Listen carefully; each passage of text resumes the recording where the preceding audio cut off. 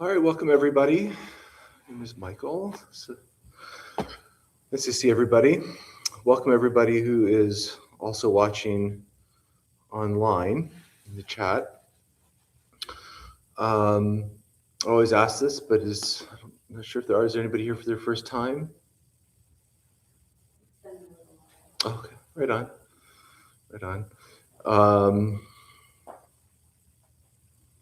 So it's just the normal. We're just going to sit for about 25 minutes. You find whatever way is comfortable for you to sit. And I'm just going to focus on our breathing. Breathe in, breathe out. When we get distracted with a thought, just focus on our breath. Something so simple can feel so difficult sometimes, but that's what it is. So I tried, to give like a short break, in between. I'm not sure if most people want to meditate for an hour straight. I don't mind personally. When I first started doing this, like a year ago, I've come a long way. I didn't have as much to say. We just sat for an hour. That was it. So I make an assumption that you guys want to have a few minutes. It's a lot to sit for an hour. But so I always say it, but any general questions about practice or feelings about the sit we just had or anything like that are great questions. I think, it's always like if I have a question or if you have a question, I guarantee you're not the only person with that question. So it's kind of nice to have that dialogue. But I can always share a few things as well. With that, we can start.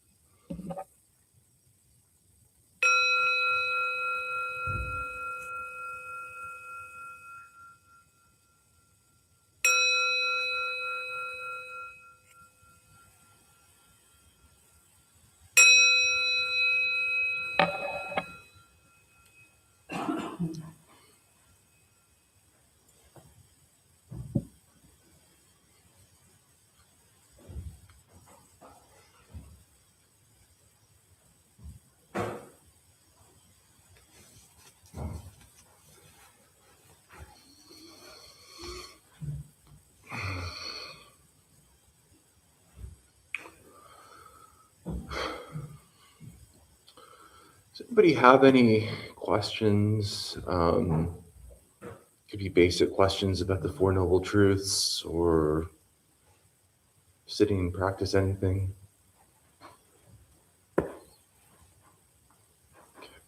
What are the Four Noble Truths? So, Four Noble Truths are that suffering exists, or that life is suffering, just to some degree, or dukkha. There's suffering that's the suffering of life, old age, sickness, physical pain. That's suffering. But I think what it is referring to more, I mean that's obviously the case, but it's referring to the suffering that we create for ourselves. We can term it dis-ease. And so that's just the fundamental part of life, and the mental conditions that we create for ourselves, mental formations. And then the second noble truth is the cessation of suffering. But we look at the causes of suffering. And so, we look at the causes of suffering. It could be it's attachment to the self, and that's the self meaning this sense of permanence that we think we have, that we attach to. That could include likes, dislikes, preferences, opinions. These are all things that we think that define us.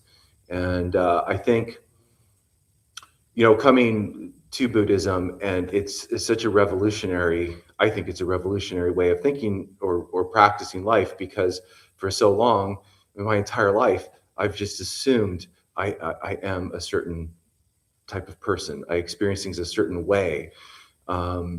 I don't like certain people. I don't like it when they do this. I don't like this food. All these things. And there is an aspect of that that's true. I mean, we have to. I mean, there's, in looking at like the Eightfold Path, there's,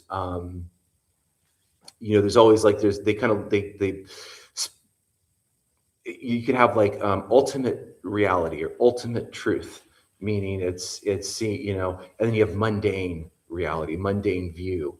And it's just sort of like, we say there isn't a self, and as somebody put it, but we have to know what car to go back to.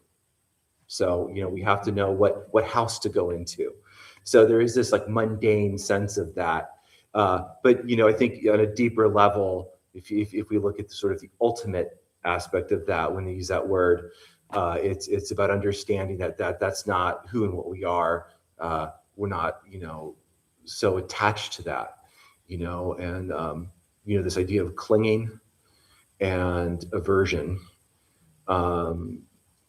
where, we don't, and that ties in impermanence. So we just, impermanence is important because everything changes all the time. Nothing is ever the same, but we cling to what we don't want to change, things we like. I mean, if I go on vacation and then I have to go back to work, like I am really depressed. I'm really depressed. That first day back to work, it's just awful, because I don't want to break out of like, I enjoyed myself, So and there could be a million examples of that, but that's the general gist of it. And so we create that, and those would be terms like mental formations, things we've created in our head that we think are real, we think define us. And I think part of that too is we'll do anything to protect that. The aspect of that I'm always aware of is like, if there's something that you don't want to have taken away from you, who will you hurt?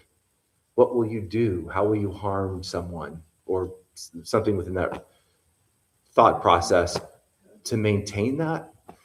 So I mean, that's we're kind of where if you look at the because you have greed, aversion and delusion or ignorance. Aversion, partially mean anger. But then the third noble truth is nirvana. So the second is the causes of suffering. Third is cessation of suffering, so that there is awakening, enlightenment, nirvana. I think it's a really interesting thing to kind of dig deep and understand. On my own personal, I guess, journey has been really helpful to understand that more, and just to sort of frame the practice for me a bit more, to weed out those expectations and aspects of attainment. But and then the fourth is the way, which is the Eightfold Path. And so that's the real foundation. So if you were to practice any school of thought on Buddhism, that would be the foundation. So it's probably the most important thing to understand.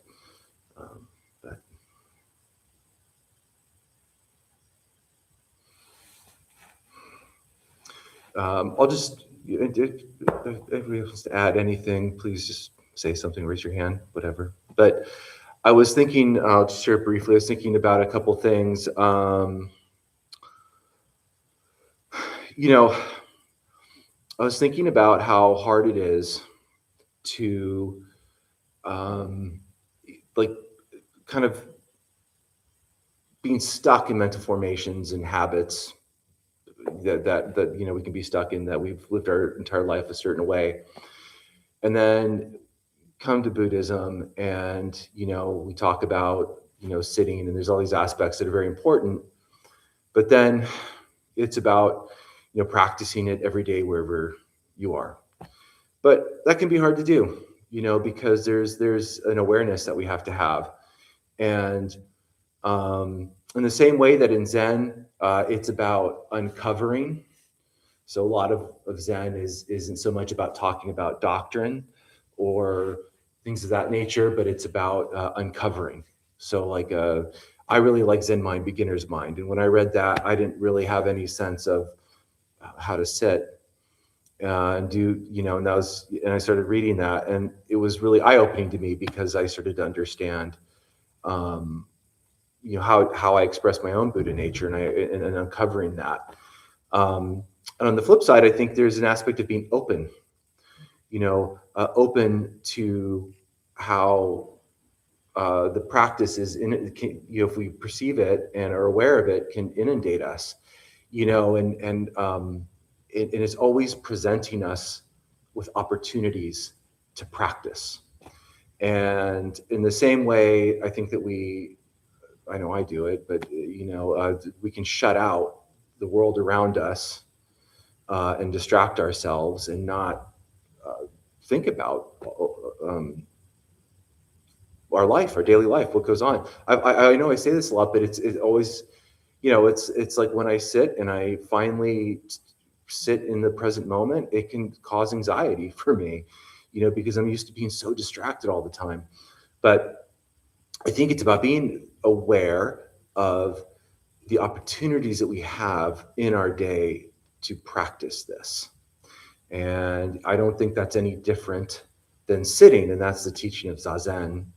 Zazen isn't just sitting; it's an all-encompassing practice in all of our interactions with people, behind the wheel of a car or waiting in line, whatever it might be, and just being open to being present in that moment. And that can mean being aware of what we're feeling or thinking, and just sitting with that feeling and not reacting.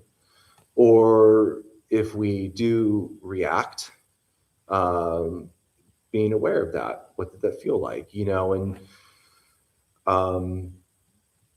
there was a thing in here which I thought was really cool, because they do the half day of silence every month, and it's like really pulling ourselves. It's always something I put off. Like if I facilitate it, I'll be there, but then I'll say, well, I really want to go this week, and then I end up sleeping in.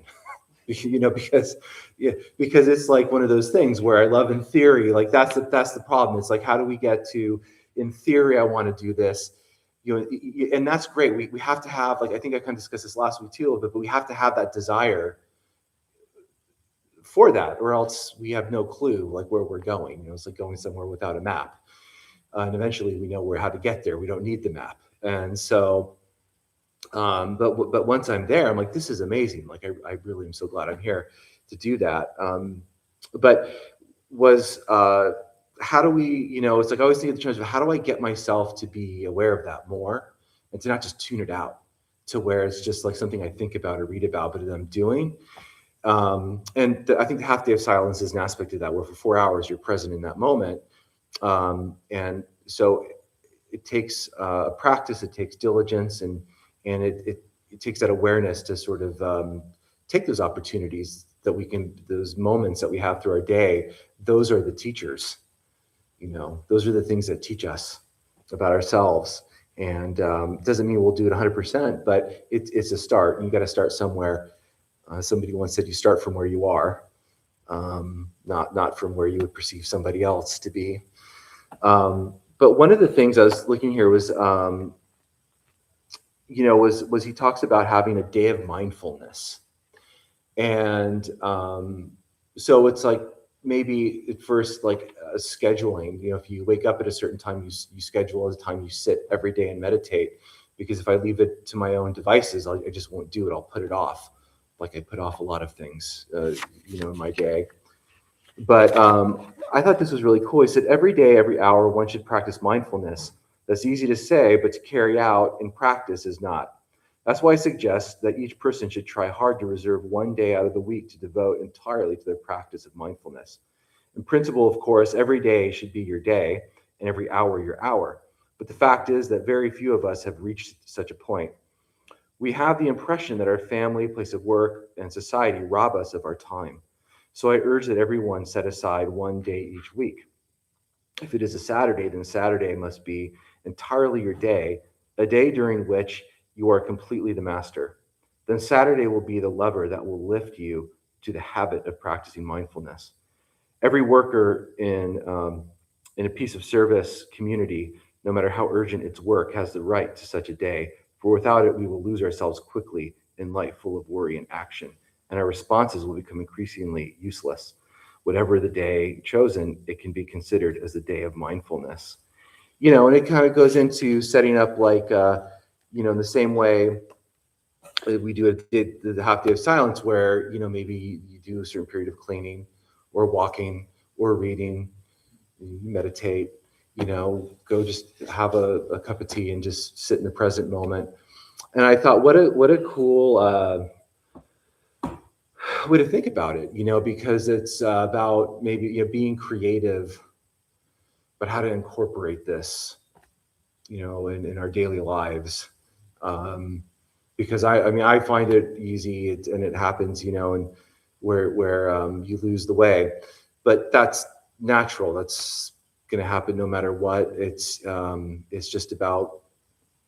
It's not like we're a bad Buddhist in that sense, but we're not practicing. Just means that it's just having that awareness to kind of get back, get our headspace and where it needs to be for our practice. But it just takes the rest of our lives. There's really no way to gauge, are we making progress or not? That's just not really the point. But I thought that was kind of an interesting way to look at it. But then I thought to myself, well, I don't have a full day, so that's not going to work for me. I don't have time for that. But I also think it's about, like, it could just be taking 3 hours. It could just be taking 4 hours or 5 hours or half a day before, or a period of time before you go to work. So, again, it's about finding the middle path. This isn't about extremes. It's finding the middle path. There's I'm not sure exactly. I know there's a Zen temple here in San Diego, and they do like retreats, and but you start out with one day. You don't go there for 7 days. You go for one day, or maybe half a day, and then you start to create that. You start to build that muscle, and do that. So that's what I was kind of thinking about anyway. But does anybody have anything you want to add or any questions? Okay. Let's enjoy another sit.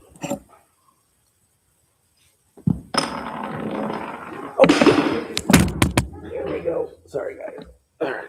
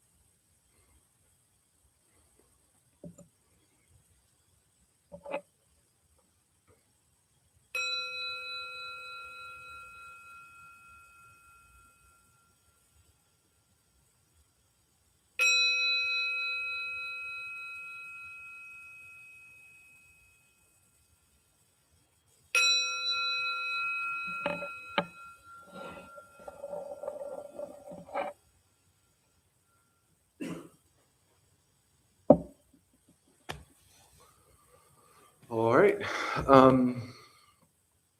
That's it. Glad everybody showed up.